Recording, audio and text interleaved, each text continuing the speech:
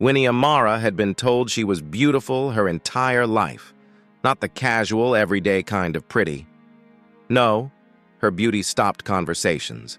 It silenced rooms. Strangers on the street would slow their steps just to catch another glimpse. She was the girl who turned cold hearts warm and bitter glances into admiration. With smooth, flawless skin the color of warm caramel and eyes that shimmered with flecks of gold under sunlight, Winnie wasn't just seen. She was remembered. She hated it. Not always. There was a time she enjoyed the attention, basked in it, like sunlight.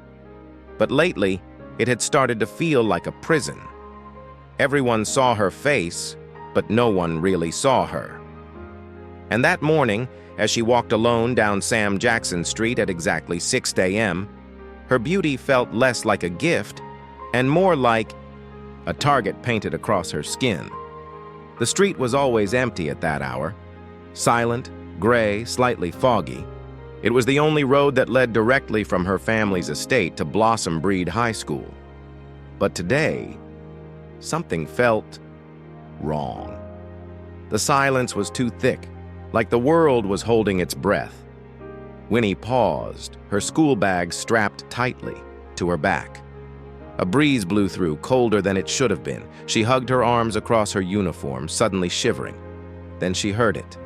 A voice. Low. Raspy. Winnie. She froze. Her name. No one should be out here. No one should know. She was here. She spun around. Nothing. Winnie, the voice called again. Closer this time. Her heart pounded against her ribs. Her breath caught. She scanned the fog.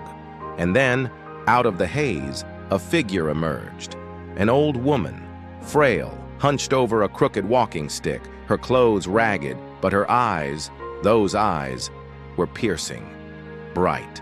They locked onto Winnie with unnatural intensity. "How do you know my name?" Winnie whispered, more to herself than to the woman. The woman didn't answer. She simply stepped forward, or rather, she was just suddenly closer. No footsteps, no sound, just there. She extended a shaking hand, revealing a tiny glass vial filled with golden oil. Her voice was suddenly firm, unnervingly clear. "Take this. Apply it to your body before you reach school. It will protect you." Winnie took a step back. I don't understand. What is this? Who are you?" No response. The woman simply dropped the vial at Winnie's feet, turned, and disappeared. Like fog into fog. Gone. Winnie blinked, looked down. The vial was still there, glinting oddly in the dim morning light. She hesitated. Every part of her brain screamed, "Walk away." This was madness, but her body didn't move. What if it was a trap? What if it wasn't? Winnie reached down, picked up the bottle, and held it tightly in her palm. Her skin tingled the moment she touched it. She didn't speak another word the rest of the walk. At school, the gates were still locked when she arrived. As usual, she was the first one there. She slipped into the girls' bathroom near the gym and stared at herself in the mirror. Still her, still perfect, still beautiful, but something in her gut twisted, a heaviness. She uncapped the vial. The scent was subtle, warm, sweet, earthy. It reminded her of something old and sacred, like an altar or a forgotten chapel. Her hands shook as she rubbed it over her arms, her face, her neck. She didn't know why she was doing it, just that she had to. Winnie stepped back outside into the school courtyard, heart slowly settling, body coated in invisible armor. The world looked normal again. Maybe she'd imagined the whole thing. Then, "Winnie!" She turned. Too late. Masked man lunged from behind one of the pillars, his gloved hand swinging forward with a splash of liquid. She felt it hit her skin. It burned immediately. Fire in water form. It clung to her face, her neck, her arms. She screamed, stumbling back, agony, blinding, searing, breath-stealing pain. The man vanished into the morning mist just as suddenly as he appeared. Winnie dropped to her knees, her screams echoing across the courtyard. The smell hit her, acrid, horrible, acid. It was acid. She crawled, half blind, half dead, to the girl's bathroom. The mirror. She had to see what was left. She collapsed in front of the sink, tears streaming, hands shaking, but when she finally dared to open her eyes, nothing. No scars, no burns, no red. Her reflection stared back, whole, untouched, beautiful. Winnie gasped. Her fingers trembled as she traced her face, cheek, jaw, lips. Everything was there. It didn't make sense, but it did. The oil. Her eyes went wide. The old woman. The warning. She had been right, and then the second realization hit. Harder, colder, meaner. Someone wants me dead. Someone tried to erase her, and they thought they had. Winnie bolted out of the bathroom, out of the schoolyard, running. Home as fast as her legs would carry her. By the time she reached the estate, the front gates were still closed. She scaled the side entrance and burst through the front door. The housekeeper shrieked in surprise. Her mother, Thelma, was pacing the sitting room, phone clutched in one hand. She turned, saw Winnie, and froze. "What happened to your face?" she cried, rushing toward her. But Winnie brushed past her, climbing the stairs 2 at a time. "Someone tried to destroy it," she spat. "Someone tried to steal my beauty." Thelma's voice echoed after her. "What are you talking about?" "Who? What happened?" But Winnie was already slamming her bedroom door shut.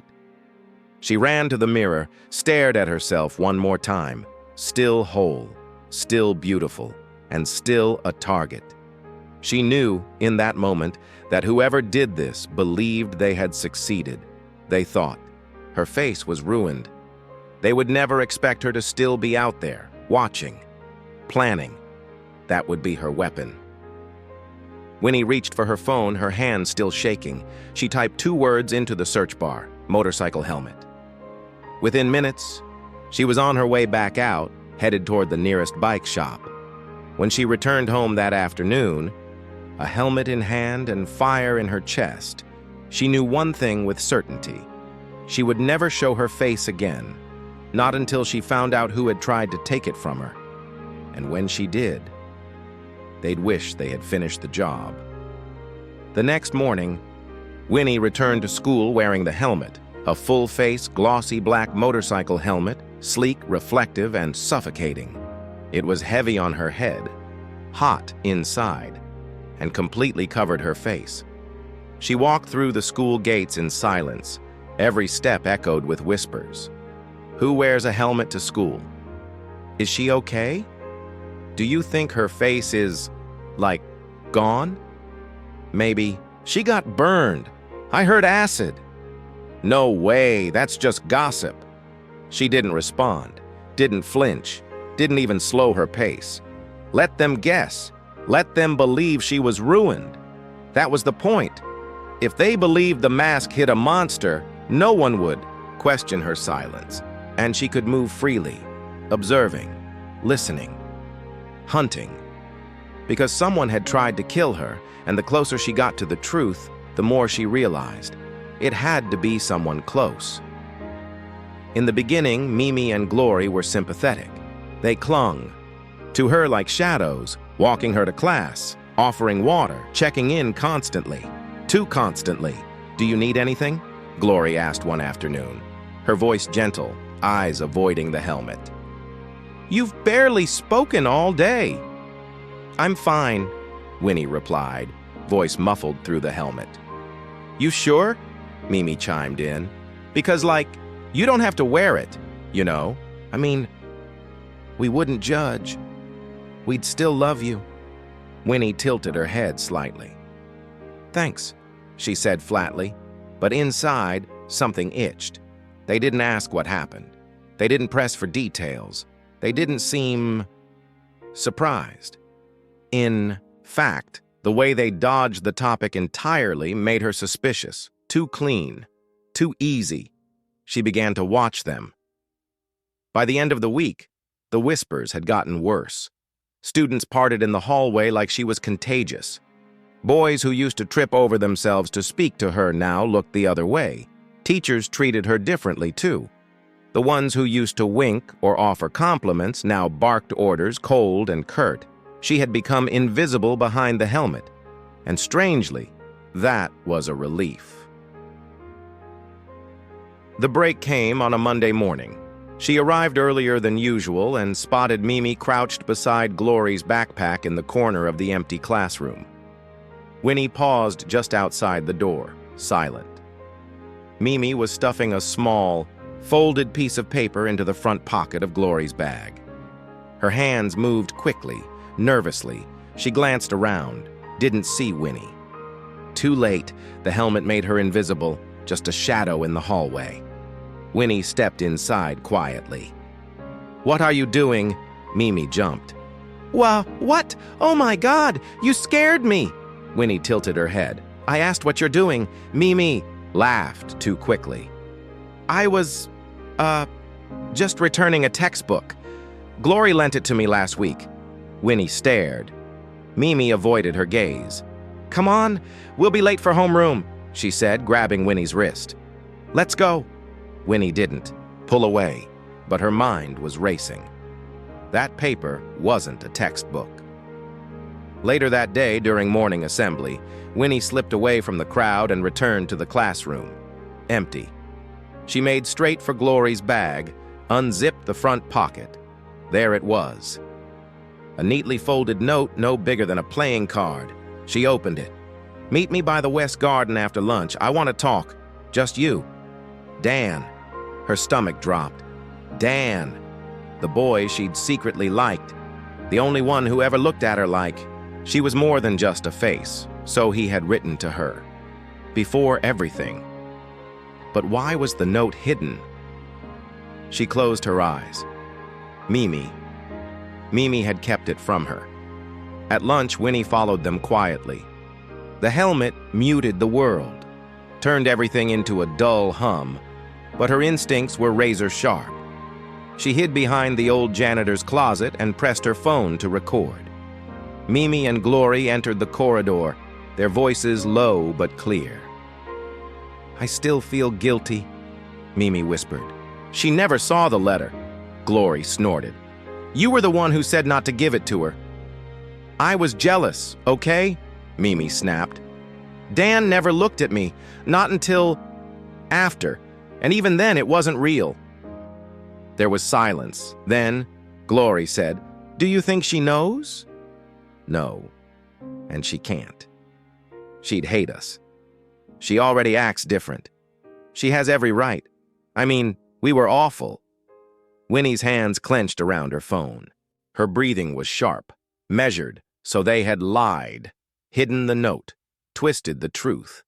But there was something else, something missing. No mention of the attack, no confession about acid, or the masked man, or the setup. Just petty jealousy. It wasn't enough. That night, Winnie stared at the ceiling, helmet placed gently beside her bed, her face still untouched, her soul cracked and aching. She had been wrong to suspect Mimi of the attack, at least directly.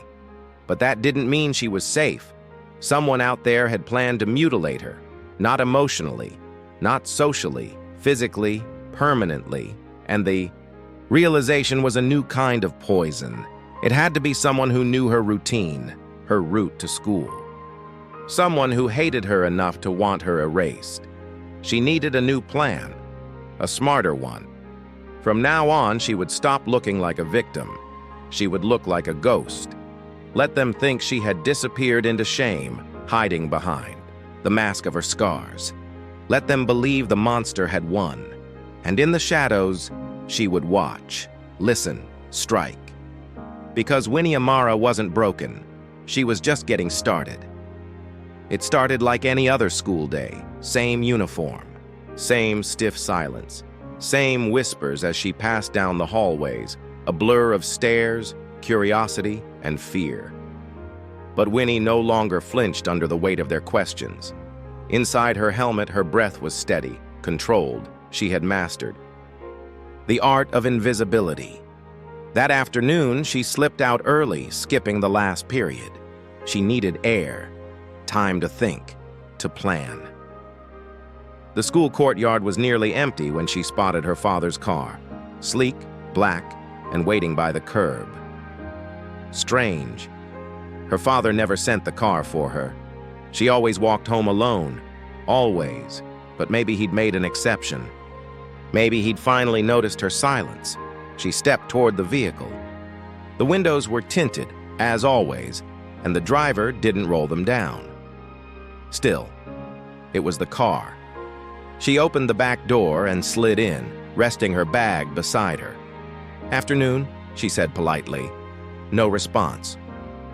The car began to move, faster than usual. Winnie blinked and sat upright.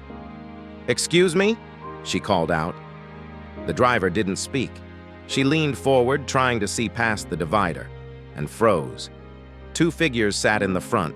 Both wore black ski masks. Her blood turned to ice. The driver met her eyes in the rearview mirror. Cold. Empty. Then he spoke. "If you scream, we throw you out." His voice was hoarse, controlled, rehearsed. Winnie's heart pounded violently. Her mouth opened, but no sound came out. She reached for the door. Click. Locked. The car sped up. They weren't taking her home. 10. Minutes passed in silence. 10 minutes that stretched into an eternity. Winnie's mind raced through 1,000 possibilities. Who were they? Where were they taking her? Why now? Had someone discovered she'd survived the acid attack? Had her enemies decided to finish what they started? The road twisted, turned. Familiar, too familiar, and then her breath caught. They were headed toward her father's private estate, the one outside town. The mansion with the long driveway, the one they only visited on holidays, or so she thought. The gate opened automatically. The car rolled up the gravel path and then down. A hidden slope. A ramp. She had never noticed it before. It led underground, into darkness. The air was damp and cold. The car came to a stop inside what looked like a basement garage. There were no other cars, just concrete walls and silence. One of the masked men opened her door, grabbed her arm, and yanked her out. "Let go!" she screamed, but her voice barely echoed. The helmet muffled everything. They dragged her down a corridor. Bare bulbs flickered overhead. She kicked, struggled, pointless. The door at the end of the hallway creaked open, and there, standing calmly in the center of the room, was Thelma, her mother. But it wasn't the same woman who used to brush her hair or pick out her dresses. Thelma wore black leather gloves. Her hair was tied back in a sharp knot. Her eyes, usually polished, perfect, were wild. In her hands, a gun. Winnie froze. The masked men let go and stepped back. Thelma stared at her, eyes unblinking. "Take off the helmet!" Winnie didn't move. "Wait, what is this?" she stammered. "Take it off," Thelma repeated, cold. Tears filled Winnie's eyes. Her hands trembled as she slowly unbuckled the helmet and lifted it away. Her mother's eyes narrowed. "Still perfect," she muttered. Winnie stared, disbelief tightening her chest. "What is going on?" Thelma exhaled, lifting the gun, slightly. "I should have killed you when I had the chance." Silence fell.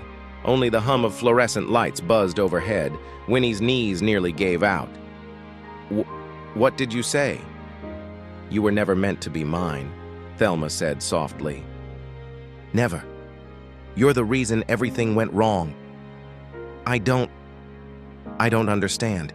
"No, you wouldn't," she snapped, "because they raised you in a fairy tale. Pretty dresses, fancy schools, a life that wasn't yours to have." Winnie's voice was barely a whisper.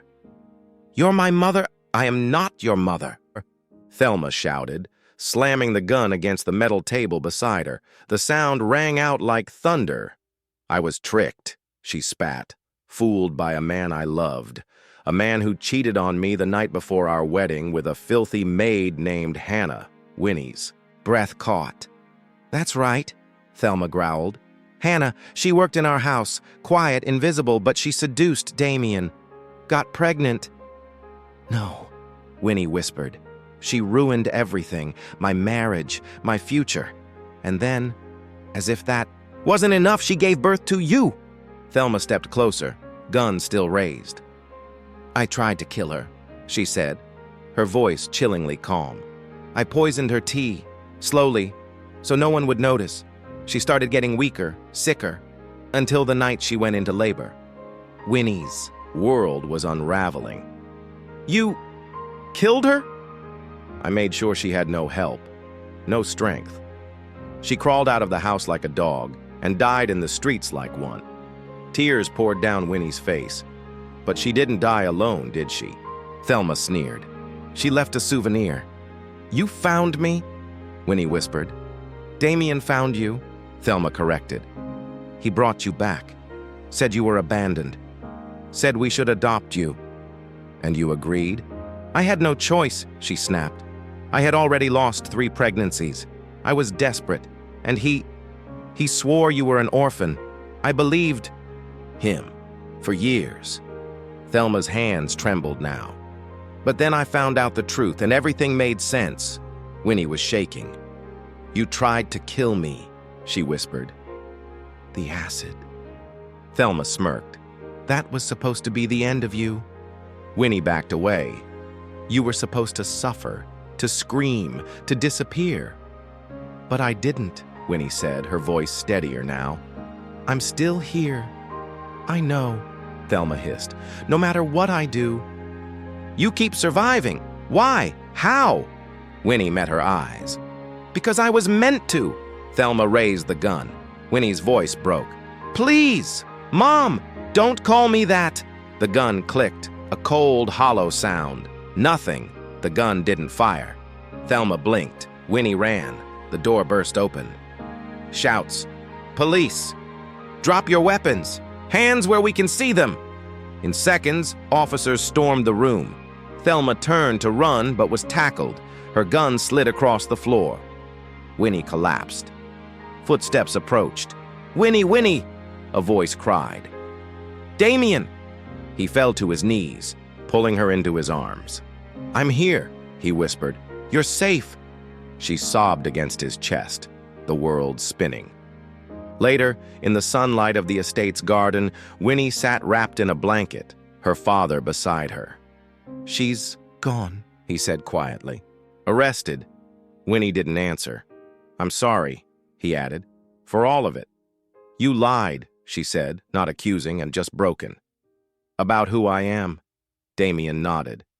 Yes, I did, but never about how I felt. You're my daughter. Winnie, in every way that matters. She looked at him. You knew I wasn't hers. He nodded. But I loved you the moment I saw you. That never changed.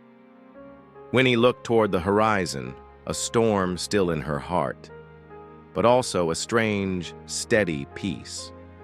She had survived the impossible, but the scars beneath her skin were just beginning to show. Thelma's screams echoed behind her as Winnie was rushed out of the basement and into the arms of daylight. She didn't look back. The officers restrained Thelma and her masked accomplices, dragging them out one by one. Her voice, once so composed, so controlled, had devolved into a mess of incoherent rage. You were always the mistake, Thelma cried, thrashing. I should have drowned you in your crib. But the doors slammed shut. Her voice vanished, and the silence that followed was deeper than anything Winnie had ever heard. The ride to the hospital was blurred by adrenaline.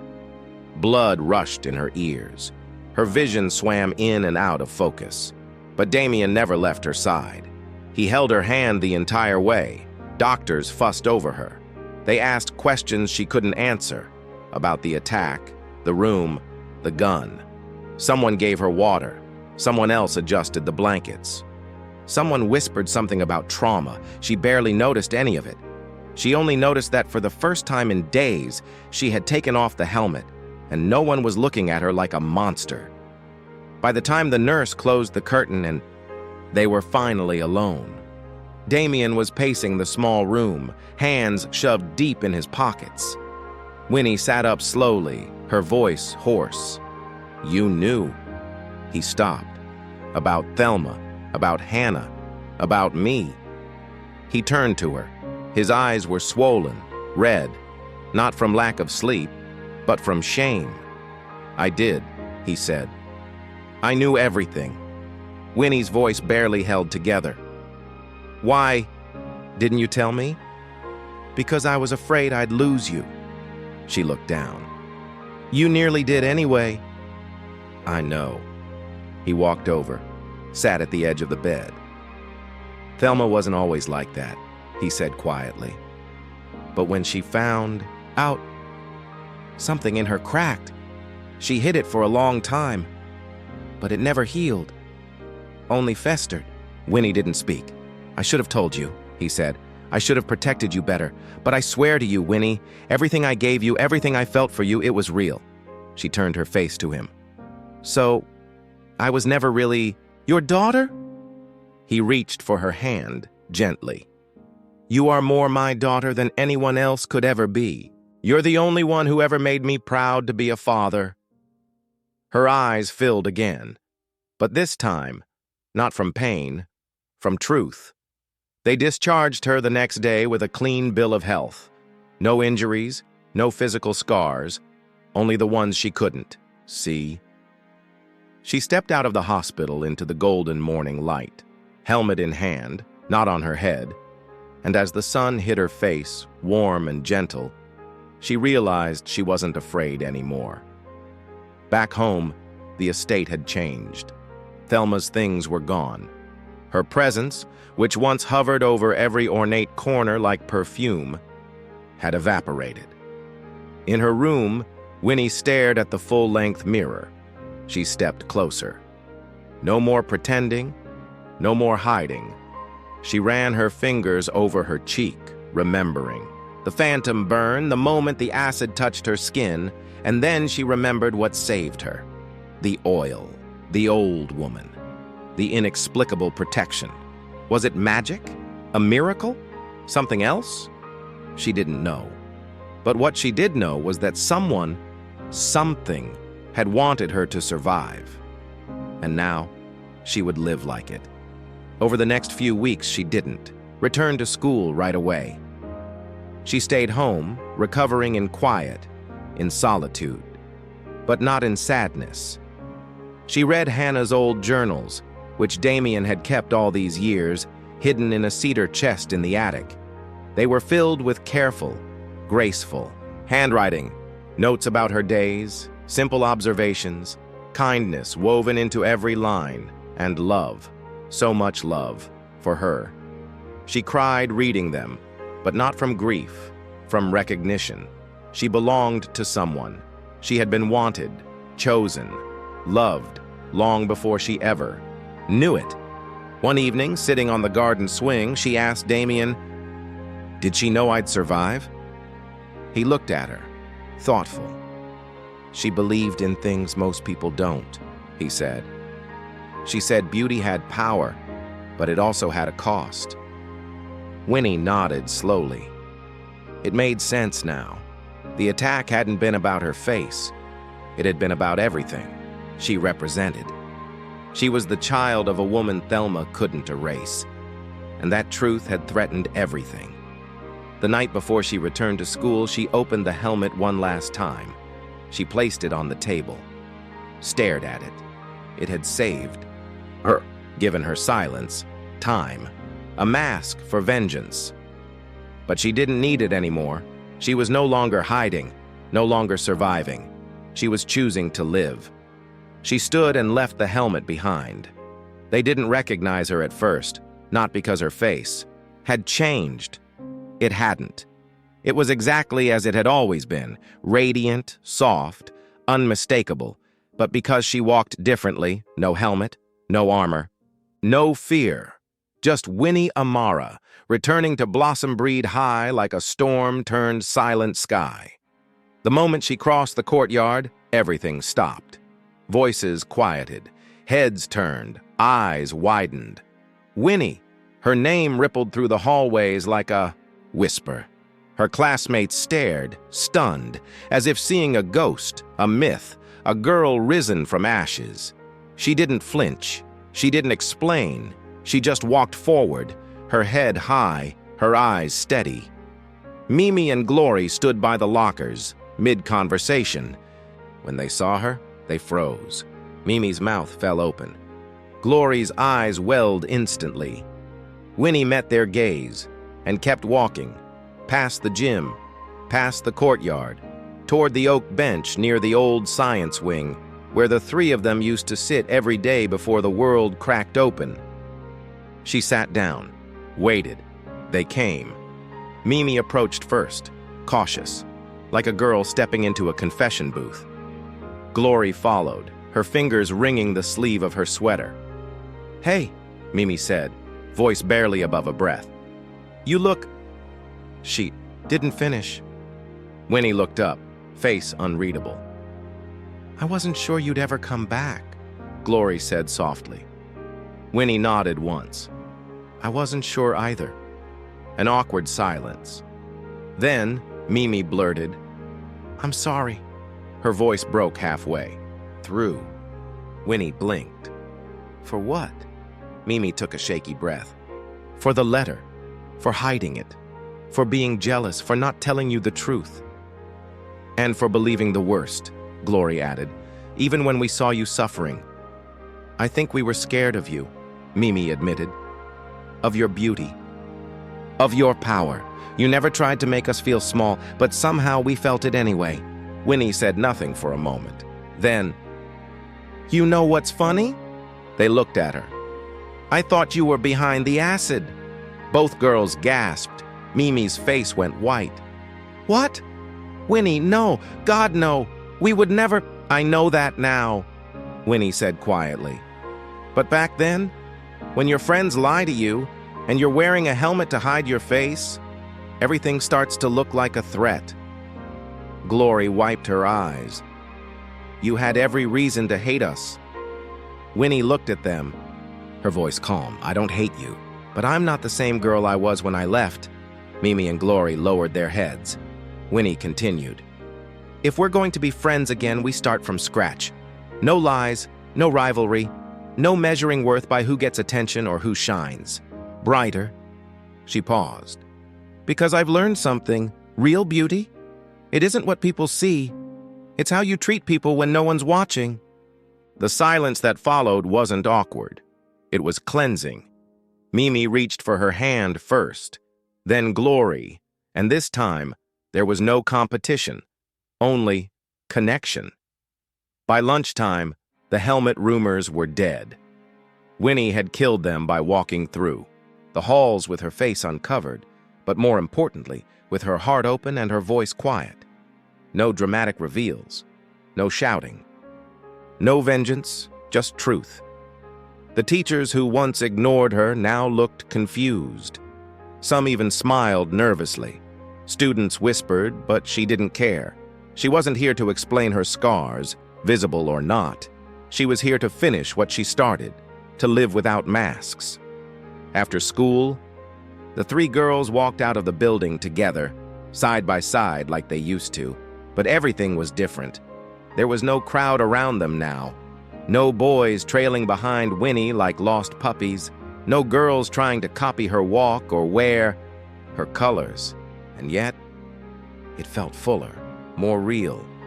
Mimi nudged her gently. "You're really never wearing that thing again?" Winnie smiled. "Not unless I'm on an actual motorcycle." Glory grinned. "I'll hold you to that." They laughed, loud and free. From a shadowed corner near the gate, a figure watched them. An old woman, her dress simple, her eyes wise, her body barely touched the ground, as if the wind itself carried her presence. It was Hannah, Winnie's real mother. She stood quietly, her expression soft, proud. The wind played with her scarf, and her form shimmered in the golden light. No one saw her, but Winnie paused at the edge of the street. She turned her head, just slightly, like she felt something. Something familiar. Warm. Hannah smiled. Her daughter was safe, her mission was complete, and just as silently as she came, she vanished, carried by the breeze, leaving only the scent of jasmine behind. Winnie didn't need to look back. She didn't need to ask questions. She just knew she was protected, always had been. And this time, she would walk forward with no masks, no fear, and no shame. Because she wasn't hiding anymore. She was claiming everything that had been taken from her. And in that final moment, as her hair danced in the wind and her smile returned, Winnie Amara became something more than beautiful. She became whole. If you made it to the end, comment the word "Reborn," subscribe to the channel, and share this video with your friends and family.